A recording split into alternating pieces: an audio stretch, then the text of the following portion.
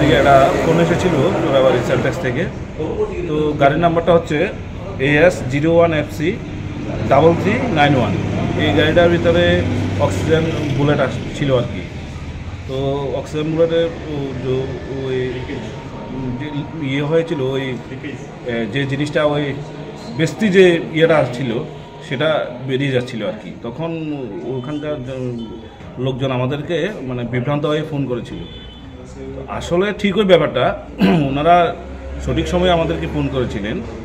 আসলে যে অক্সিজেনটা বুলেটে থাকে ওটা টেম্পারেচার 186 মতো থাকে।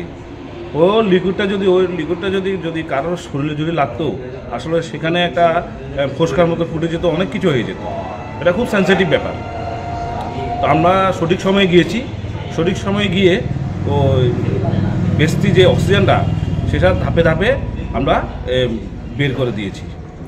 এটাই কাজ করেছি আমরা। হ্যাঁ, বর্তমানে এখন পরিস্থিতি স্বাভাবিক। গাড়িটা এখন আগরতলার উদ্দেশ্যে রওনা দিয়েছে। অক্সিজেনের বুলেট গাড়ি। এটা চোরাবাড়ি সেলটেক্স লাইনে ছিল, ওটা লিক হয়েছে। তো লিভার ধরুন আমরা কয়েকটা গাড়ি ফটাফট ছেড়ে দিয়েছি, তো সেটা চলে গিয়েছে আগরতলা।